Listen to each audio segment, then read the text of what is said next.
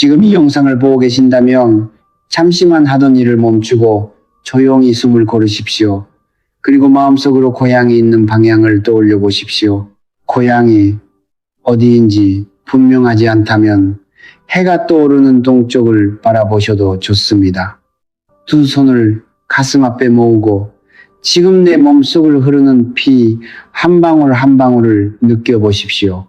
그 피는 단지 나 혼자만의 곳이 아닙니다. 수십 년, 수백 년을 이어온 조상님의 삶과 눈물, 희생과 기도가 지금 내 안에서 조용히 흐르고 있는 곳입니다. 우리는 매일 돈 걱정, 병원비 걱정, 자식 걱정 속에서 살아갑니다. 누구보다 성실하게 살았고 남들보다 늦게 자고 일찍 일어났으며 가족을 위해 자신의 삶까지 뒤로 미뤘는데도 이상하게 어떤 집은 돈이 들어오면 곧바로 빠져나가고 몸은 쉬어도 낫지 않으며 자식들의 길마저 자꾸 꼬입니다. 주변 사람들은 더 노력하라고 말하지만 이미 지칠 만큼 노력한 사람에게 그 말은 위로가 아니라 더 깊은 상처가 됩니다. 정말 운이 없어서일까요? 아니면 노력이 부족해서일까요? 아닙니다. 오늘 제가 말씀드릴 이야기는 그동안 누구도 쉽게 말해 주지 않았던 뿌리의 문제입니다. 겉으로는 열심히 살고 있어도 집안의 복이 흘러드는 근본길이 막혀 있다면 아무리 애써도 재물은 세고 마음은 지치며 가정의 기운은 무거워집니다. 이것을 저는 복의 뿌리가 막힌 상태라고 부르고 싶습니다. 나무가 아무리 햇빛을 받아도 뿌리가 마르면 열매를 맺을 수 없듯이 사람의 삶도 조상과 이어진 보이지 않는 근본이 막히면 노력만으로는 풀리지 않는 일이 반복됩니다. 중요한 것은 이것이 당신을 탓하려는 말이 아니라는 점입니다.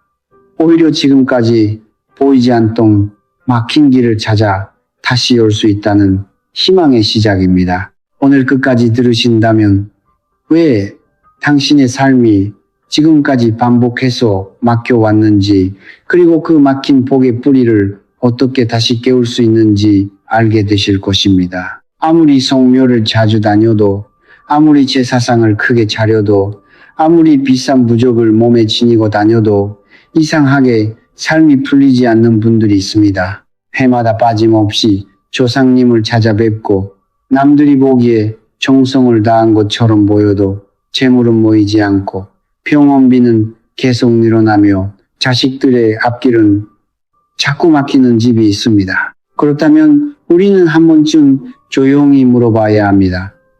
과연 복은 밖에서 빌어 얻는 것일까요? 아니면 내 안에서 다시 깨워야 하는 것일까요? 많은 사람들은 복을 받기 위해 또 큰 제사, 또 비싼 의식, 또 유명한 곳을 찾아다녀야 한다고 생각합니다. 그러나 복의 문은 돈으로 열리는 문이 아닙니다. 형식만 화려하고 마음이 비어 있다면 그것은 조상님께 닿지 않는 핀 메아리에 불과합니다. 진짜 중요한 것은 제사상의 크기가 아니라 그 앞에 선 사람의 마음이고 절을 몇 번 했는지가 아니라 그 순간 얼마나 진심으로 감사했는가입니다. 복은 밖에서 구걸하는 것이 아닙니다. 복은 이미 내 핏줄 안에 흐르고 있는 조상님의 음덕을 다시 깨우는 것입니다. 오랫동안 부르지 않아 멀어진 이름을 다시 부르고 잊고 살았던 은혜를 다시 기억하며 끊어진 마음의 길을 다시 잇는 순간부터 복의 뿌리는 조금씩 살아나기 시작합니다. 오늘 말씀드릴 방법은 어렵지 않습니다. 돈이 들지도 않고 특별한 물건이 필요하지도 않습니다. 큰 절에 가지 않아도 되고 누군가에게 비싼 의식을 부탁하지 않아도 됩니다. 필요한 것은 오직 하루 중 가장 고요한 시간에 내 마음을 가다듬고 조상님을 향해 진심으로 부르는 작은 실천뿐입니다. 누구나 알 수 있지만 아무나 끝까지 하지는 못합니다. 그러나 30일 동안 한결같이 이어간다면 막혀있던 마음의 길과 집안의 기운이 서서히 달라지는 것을 느끼게 될 것입니다. 평생 남들보다 더 일찍 일어나고 더 늦게 잠들며 가족을 위해 한 몸 아끼지 않고 살아왔는데도 이상하게 삶이 풀리지 않는 분들이 있습니다. 젊은 날에는 자식을 먹이고 입히느라 자신을 돌보지 못했고 나이가 들어서는 병원비와 생활비, 자식 걱정에 마음 편히 눈을 감지 못합니다. 돈은 들어오는 듯 하다가도 금세 빠져나가고 조금 모았다 싶으면 갑작스러운 사고나 병질에 예상하지 못한 지출이 생깁니다. 자식들을 위해 모든 것을 희생했는데도 자식들의 길은 자꾸 막히고 집안에는 웃음보다 한숨이 많아집니다. 이런 일이 반복되면 사람은 결국 자신을 탓하게 됩니다. 내가 능력이 없어서 그런가? 내가 복이 없는 사람인가? 우리 집안은 원래 이렇게 살아야 하는 팔자인가 하고 마음속 깊이 무너집니다. 그러나 오늘 분명히 말씀드리고 싶습니다. 그것은 당신이 게을러서도 아니고 정성이 부족해서도 아니며 살아온 시간이 잘못되었기 때문도 아닙니다. 문제는 노력의 양이 아니라 정성이 향하고 있던 방향일 수 있습니다. 조상님과 자손 사이에는 눈에 보이지 않는 복의 실이 이어져 있습니다. 이 실은 매일의 감사와 기억, 진심 어린 부름으로 단단해지지만 오랜 무관심과 원망, 형식뿐인 의식 속에서는 조금씩 약해집니다. 우리는 이제 사상을 차리고 성묘를 다녀오면서도 정작 조상님의 이름을 마음 깊이 불러본 적이 없고 지금의 내가 존재할 수 있게 해준 그 은혜에 진심으로 감사한 적이 많지 않습니다. 그렇게 시간이 흐르면 음덕의 길은 막히고 조상님의 보호와 복이 자손에게 흘러오는 통로도 좁아집니다. 이곳을 저는 음덕이 막힌 상태 또는 조상복의 실이 끊어진 상태라고 말하고 싶습니다. 물길이 막히면 아무리 비가 내려도 논밭이 마르는 것처럼 복의 길이 막히면 아무리 애써도 재물이 머물지 못하고 집안의 기운이 무거워집니다. 그러니 자신을 미워하지 마십시오. 당신이 부족해서가 아니라 오랫동안 잊고 지냈던 뿌리와 다시 연결될 시간이 온 것입니다. 지금 필요한 것은 또 큰 희생이 아니라 잘못 향해 있던 정성을 다시 조상님께 돌리는 일입니다. 오래전에 제가 만난 한 분이 계셨습니다. 그분은 경상도 작은 마을에서 태어나 평생을 땅과 함께 살아온 30대 초반의 남성이었습니다. 남들이 아직 깊이 잠들어 있는 새벽이면 그는 벌써 일어나 찬물로 얼굴을 씻고 밭으로 나갔습니다. 비가 와도 쉬지 않았고 몸살이 나도 누워있지 않았으며 자식 셋을 먹이고 가르치기 위해 자신의 젊음과 건강을 모두 바쳤습니다. 명절이 되면 아무리 바빠도 고향 손산을 찾았고 조상님 산소 앞에 잡초 하나 남기지 않으려 애썼습니다. 제삿날이 다가오면 며칠 전부터 장을 보고 상에 오를 음식 하나하나를 정성껏 준비했습니다. 마을 사람들은 모두 그를 두고 저 사람만큼 조상 섬기는 사람도 드물다고 말했습니다. 그러나 이상하게도 그 집안의 삶은 좀처럼 풀리지 않았습니다. 큰아들은 사업의 실패에 빚을 또 안았고 작은 딸은 결혼 후 마음고생이 끊이지 않았으며 막내는 하는 일마다 오래가지 못했습니다. 본인 역시 오랜 노동으로 허리가 망가져 예전처럼 일을 할 수 없게 되었고 밤마다 밀려오는 병원비와 생활비 걱정에 잠을 이루지 못했습니다. 어느 날 그분은 깊은 한숨을 쉬며 제 앞에 앉아 이렇게 물었습니다. 스님, 저는 평생 조상님을 섬기는 일만큼은 한 번도 게을리하지 않았습니다. 명절마다 성묘했고 제사상도 빠짐없이 차렸습니다. 그런데 왜 우리 씨은 아직도 이 모양입니까? 왜 돈은 보이지 않고 자식들은 자꾸 넘어지고 제 몸까지 이렇게 무너지는 겁니까? 그 말을 듣는 순간 저는 쉽게 대답할 수 없었습니다. 그분의 목소리에는 원망보다 더 깊은 피로가 담겨 있었고 눈빛에는 수십 년 동안 참고 살아온 사람만이 가진 무거운 슬픔이 있었습니다. 그분은 분명 성실했습니다. 게으른 사람도 아니었고 조상님을 무시한 사람도 아니었습니다. 하지만 그 순간 제가 깨달은 것이 있었습니다. 제사를 지내고 성묘를 하는 것은 귀한 일입니다. 그러나 그것이 단지 해야 하니까 하는 의무가 되고 남들이 보니까 지키는 형식이 되고 마음속 깊은 부름과 감사가 빠져 있다면 조상님께 닿는 길은 열리지 않습니다. 화려한 제사상보다 중요한 것은 살아있는 목소리로 조상님을 부르는 마음입니다. 무덤 앞에 철을 올리는 것만으로는 충분하지 않을 때가 있습니다. 진짜 영결은 형식이 아니라 마음에서 시작되기 때문입니다. 그분의 이야기는 우리에게 한 가지를 말해줍니다. 평생 조상님을 모셨다고 생각했지만 정작 조상님과 마음으로 이어지는 길은 오랫동안 닫혀 있었을 수 있다는 사실입니다. 제사를 지내는 것이 잘못된 것은 아닙니다. 성묘를 가는 것이 헛된 일이라는 뜻도 아닙니다. 조상님을 기억하고 산소를 돌보고 명절마다 예를 갖추는 일은 분명 귀하고 아름다운 행위입니다. 그러나 문제는 그 모든 행동이 마음에서 우러난 정성이 아니라 그저 오래된 습관처럼 반복되고 있을 때입니다. 남들이 하니까 하고 날짜가 되었으니까 하고 안 하면 마음이 불편하니까 억지로 하는 제사라면 그 힘은 매우 약할 수밖에 없습니다. 아무리 상 위에 좋은 음식을 가득 올려도 그 앞에 선 사람의 마음이 비어 있다면 그것은 속이 텅 빈 그릇과 같습니다. 겉으로 보기에는 화려하지만 그 안에는 조상님께 닿을 진심이 담겨 있지 않은 것입니다.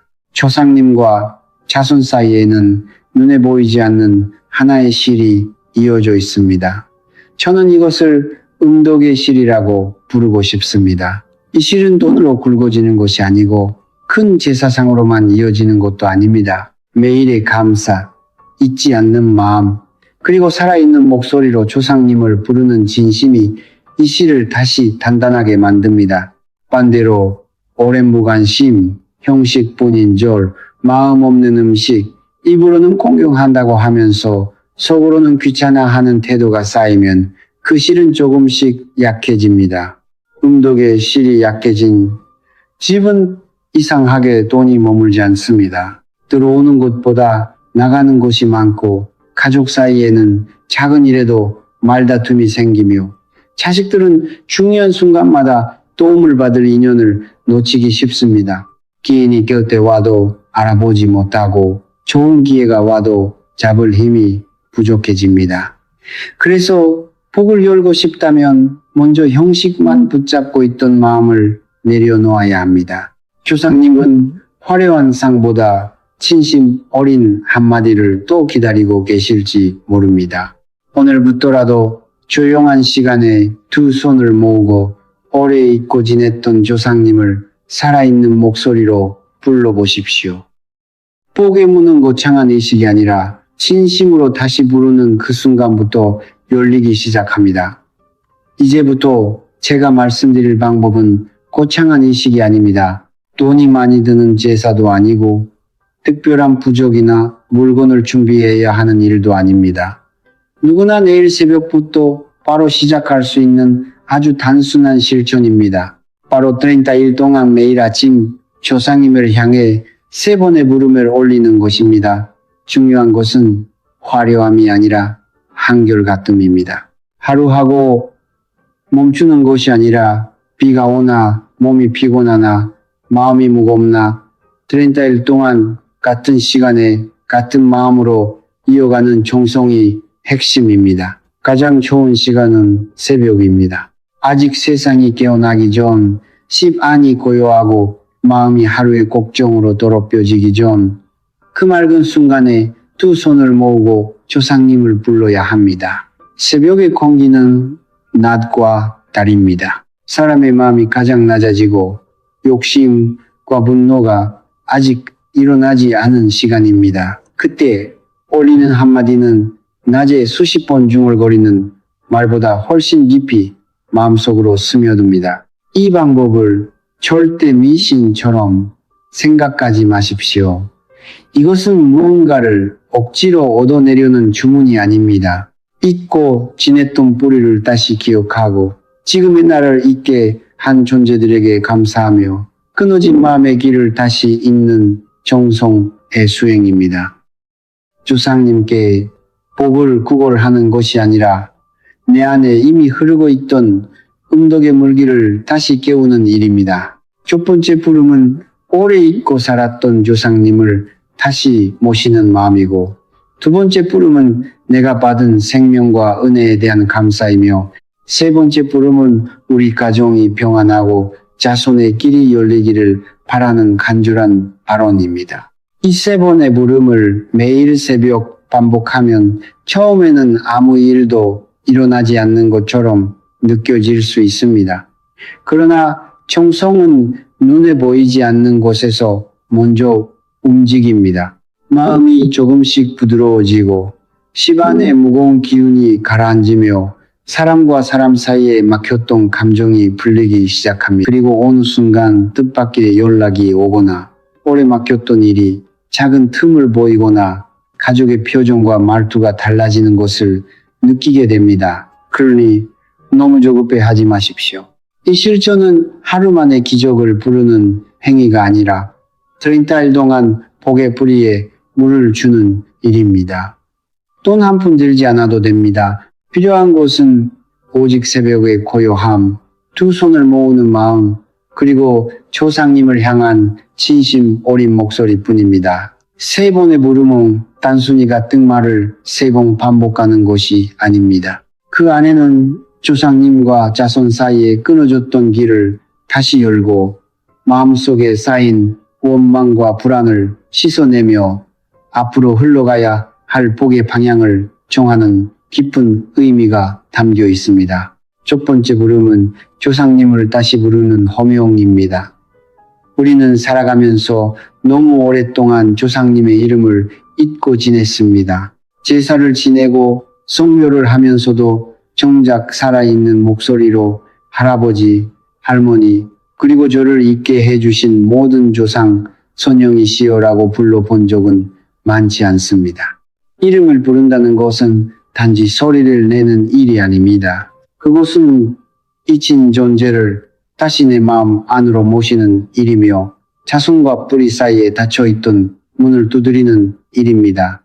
사람도 오랫동안 이름을 불러주지 않으면 멀어지듯이 조상님과의 인연도 기억하지 않고 부르지 않으면 점점 희미해집니다. 첫 번째 부름은 그 희미해진 인연을 다시 흔들어 깨우는 시작입니다. 소리 내어 부르는 순간 조상님은 더 이상 먼 과거 속에 이름 없는 존재가 아니라 지금 나의 피와 삶 속에 함께 흐르는 근본이 됩니다. 두 번째 부름은 감사입니다. 오늘의 저를 있게 해주셔서 감사합니다 라는 말은 짧지만 그 안에는 수백 년의 시간과 수많은 삶의 무게가 담겨 있습니다. 조상님들이 험한 세상을 견디고 굶주림과 고통을 지나고 삶의 끈을 놓지 않았기에 오늘 우리가 숨쉬고 밥을 먹고 가족을 사랑하며 살아갈 수 있는 것입니다. 이 은혜를 당연하게 여기면 마음은 점점 메마르고 원망과 불안이 그 자리를 채우게 됩니다. 그러나 진심으로 감사하는 순간 마음속에 쌓여있던 탁한 기운이 조금씩 씻겨 내려갑니다. 감사는 복을 담기 위해 마음의 그릇을 비우는 일입니다. 원망으로 가득 찬 그릇에는 어떤 복도 오래 머물 수 없지만 감사로 비워진 그릇에는 다시 음덕이 흘러들 공간이 생깁니다. 그래서 두 번째 부름은 단순한 예의가 아니라 맡긴 마음을 정화하는 수행입니다. 세 번째 부름은 발언입니다.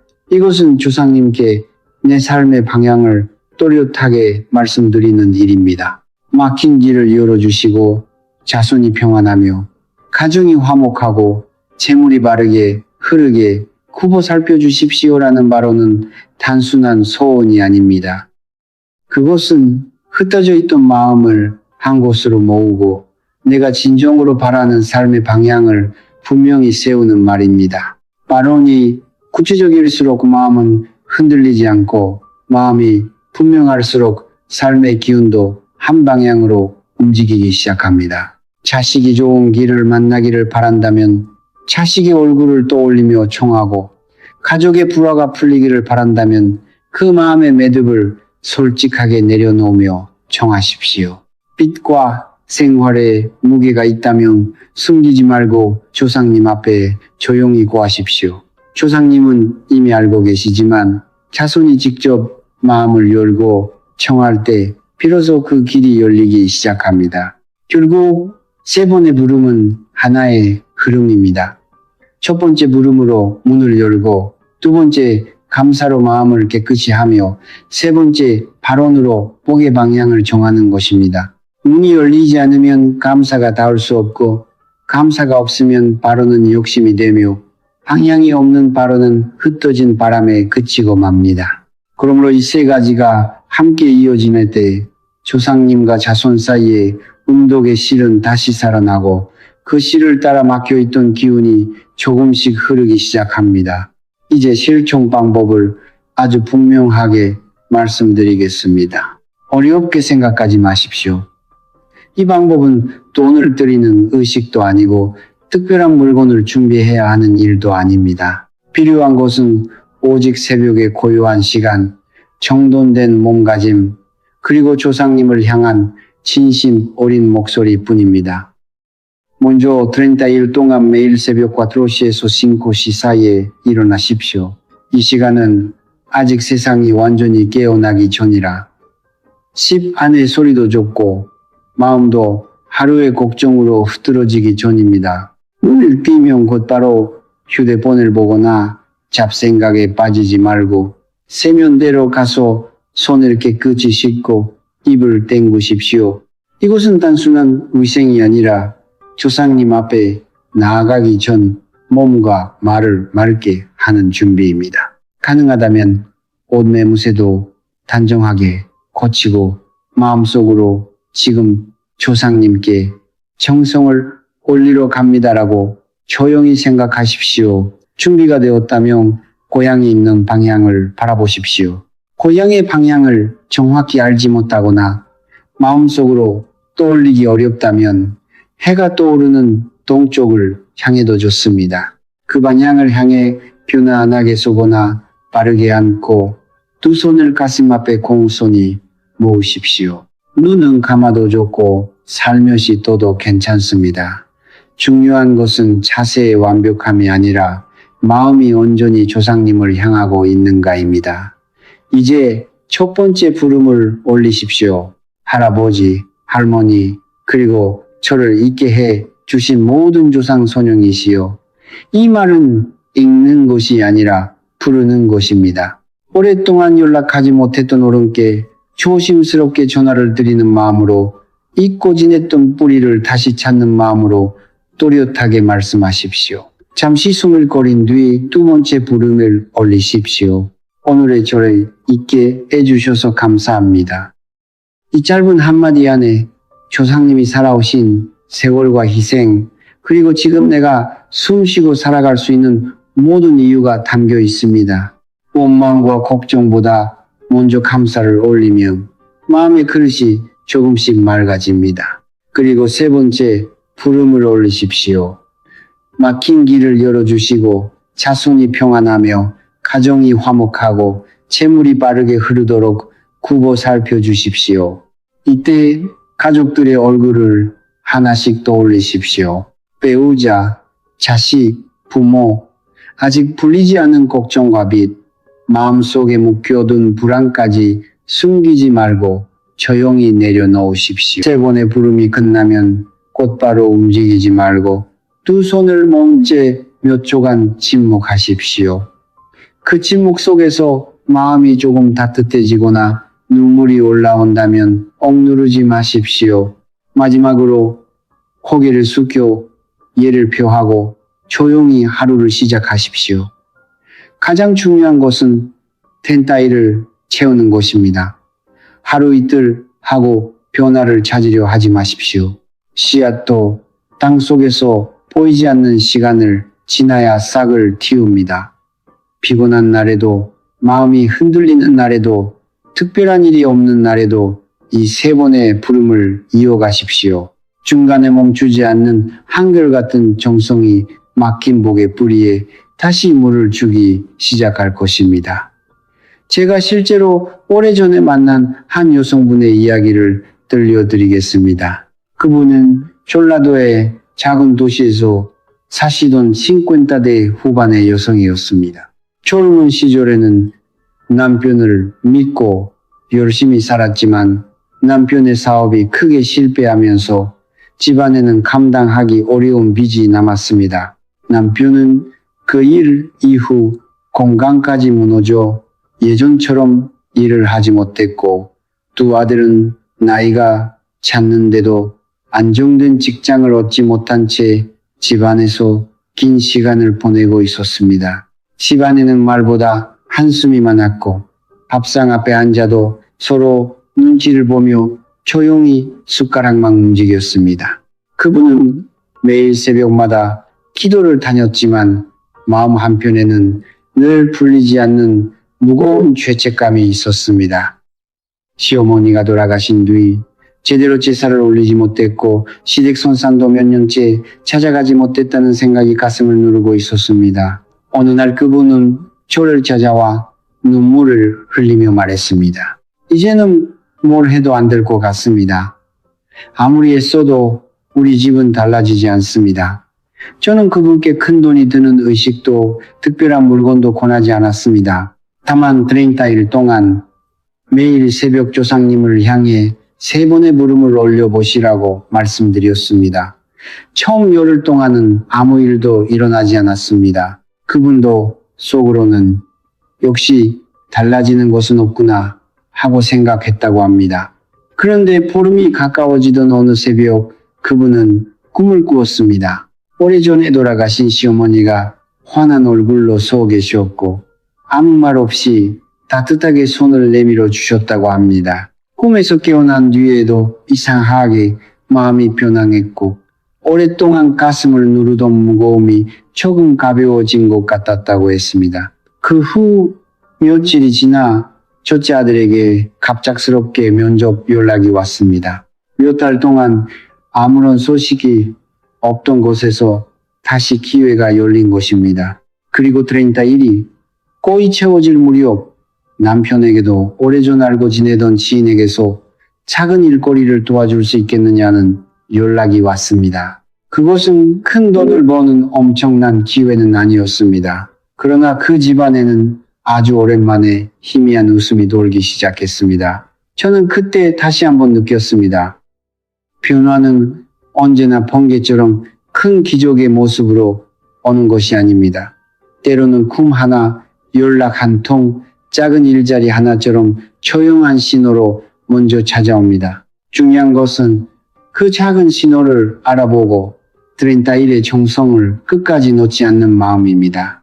30일 동안 새벽에 3번 부름을 이어가다 보면 어느 순간부터 아주 작은 변화들이 조용히 나타나기 시작합니다. 이 변화는 처음부터 큰 기적처럼 오지 않을 수 있습니다.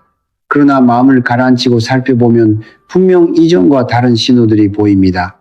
첫 번째 신호는 꿈입니다. 수행을 시작한 뒤 열흘에서 보름 사이에 돌아가신 부모님, 조부모님 혹은 오래 잊고 지냈던 조상님이 꿈에 나타나는 경우가 있습니다. 중요한 것은 그 꿈이 무섭거나 어둡지 않다는 점입니다. 대부분 따뜻한 표정으로 바라보시거나 조용히 손을 잡아주시거나 아무 말 없이 미소를 짓고 계십니다. 이런 꿈을 꾸었다면 두려워하지 말고 다음 새벽에는 더 깊은 감사의 마음으로 부름을 올리십시오. 두 번째 신호는 뜻밖의 인연입니다. 오랫동안 연락이 끊겼던 사람이 갑자기 연락을 해오거나 우연히 만난 사람이 새로운 기회를 알려주거나 막혀있던 일이 작은 틈을 보이기 시작합니다. 복은 때로 돈보다 먼저 사람의 얼굴을 하고 찾아옵니다. 세 번째 신호는 몸과 마음의 변화입니다. 새벽에 일어나는 일이 처음에는 힘들지만 시간이 지나면 몸이 조금 가벼워지고 잠이 깊어지며 가슴을 누르던 불안이 서서히 옅어지는 것을 느낄 수 있습니다. 이유 없이 무겁던 마음이 조금씩 풀리고 하루를 시작하는 생각도 달라집니다. 네 번째 신호는 집안 분위기의 변화입니다. 예전에는 작은 말 한마디에도 다투던 가족들이 조금씩 부드러워지고 날카롭던 말투가 줄어들며 서로의 눈치를 보던 식탁에 짧은 대화가 생기기 시작합니다. 이것은 집안의 기운이 조금씩 맑아지고 있다는 표시입니다. 다섯 번째 신호는 자기 자신이 달라지는 것입니다. 예전에는 쉽게 화를 내고 불평하고 모든 일을 원망으로 받아들였던 사람이 어느 순간 말을 아끼고 감정을 다스리며 먼저 감사할 것을 찾기 시작합니다. 사실 가장 큰 변화는 바깥에서 먼저 오는 것이 아니라 내 마음 안에서 먼저 시작됩니다. 그러니 너무 조급해하지 마십시오. 어떤 사람은 열흘 만에 느끼고 어떤 사람은 30일이 다 채워진 뒤에야 알아차립니다. 중요한 것은 신호가 빨리 오느냐가 아니라 그때까지 정성을 멈추지 않는 것입니다. 씨앗은 땅 속에서 보이지 않게 자라다가 어느 날 조용히 싹을 틔웁니다. 음덕의 흐름도 마찬가지입니다. 보이지 않는 곳에서 먼저 움직이고 준비된 사람에게 작은 신호로 자신을 드러냅니다. 복을 열기 위해 손은 새벽마다 3번의 부름을 올리는 것도 중요하지만 그보다 먼저 반드시 멈추어야 할 행동들이 있습니다. 아무리 정성을 들여 복의 씨앗을 심어도 매일 같은 손으로 그 씨앗을 짓밟고 있다면 싹은 올라올 수 없습니다. 첫 번째로 조심해야 할 것은 가족 간의 다툼입니다. 형제자매가 재산 문제로 등을 돌리고 부모 봉양을 두고 서로 원망하며 자식들이 서로에게 날선 말을 쏟아내는 집에는 조상님의 음덕이 편히 머물기 어렵습니다. 조상님이 가장 바라는 것은 자손들이 서로 미워하는 모습이 아니라 부족해도 함께 기대고 살아가는 모습입니다. 두 번째는 조상님에 대한 무관심입니다. 바쁘다는 이유로 기일을 잊고 산소를 오래 방치하고 집안에서 조상님의 이름조차 더 이상 말하지 않는다면 그 연결은 점점 희미해질 수밖에 없습니다. 기억하지 않는 인연은 멀어지고 부르지 않는 이름은 마음속에서 사라집니다. 세 번째는 입으로 짓는 잘못입니다. 우리 집은 원래 복이 없어. 조상님이 해준 게 뭐가 있어. 때대로 가난한 팔자야라는 말은 무심코 하는 푸념처럼 들리지만 그 말 한마디가 스스로 복에 문을 닫는 칼이 될 수 있습니다. 말은 마음에서 나오고 마음은 다시 집안의 기운을 만듭니다. 그러니 오늘부터라도 조상님을 원망하는 말을 멈추고 비록 힘든 삶을 지나오셨더라도 나를 이 세상에 있게 해주신 그 사실 하나만은 감사로 받아들여야 합니다. 네 번째는 중간에 포기하는 마음입니다. 며칠 해보고 아무 일도 일어나지 않는다고 그만두면 땅 속에서 막 뿌리를 내리려던 씨앗에 물을 끊는 것과 같습니다. 변화는 보이지 않는 곳에서 먼저 시작됩니다. 하루 빠졌다고 모든 것이 끝나는 것은 아니지만 중요한 것은 다시 일어나는 것입니다. 다섯 번째는 탐욕스러운 마음입니다. 조상님을 마치 돈을 내려주는 존재처럼 여기고 감사 없이 오직 재물만 달라고 매달리는 부름에는 힘이 없습니다. 진짜 정성은 먼저 감사하고 먼저 자신을 돌아보며 그 다음에 가족의 평안과 바른 길을 정하는 마음입니다.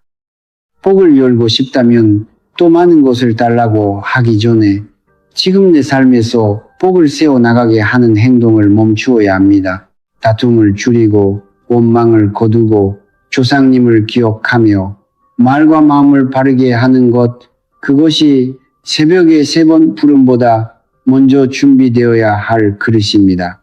그 그릇이 깨끗해질 때 비로소 조상님의 음독도 집안으로 조용히 흘러들기 시작합니다. 오늘 우리가 함께 나눈 가장 중요한 진실은 이것입니다. 복은 먼 곳에 있지 않습니다. 복은 매일 아침 내가 어떤 마음으로 하루를 여느냐에서 시작됩니다. 조상님을 향한 감사, 잊고 지냈던 뿌리를 다시 부르는 정성, 그리고 가족을 위해 진심으로 올리는 발언이 쌓일 때 막혀있던 길은 조금씩 열리기 시작합니다. 운명은 완전히 정해진 것이 아닙니다. 오늘의 선택이 내일의 길을 만들고 매일의 정성이 30일 뒤 다른 기운을 불러옵니다. 그러니 내일 새벽부터 바로 시작해 보십시오. 두 손을 모으고 조상님께 3번의 물음을 올리십시오. 그리고 댓글에 이미 이루어진 것처럼 여러분의 발언을 적어주십시오. 우리 가정은 이미 평안하고 건강하며 재물이 빠르게 흐르고 있습니다. 이 영상이 마음에 닿으셨다면 좋아요와 구독을 눌러주시고 지금 삶이 막혀 힘들어하는 가족이나 지인에게도 공유해 주십시오. 여러분의 작은 공유가 누군가에게는 다시 일어설 희망이 될 수 있습니다. 앞으로 30일 동안 여러분의 마음과 시반 그리고 삶의 흐름 속에 따뜻한 변화가 찾아오기를 진심으로 축원합니다.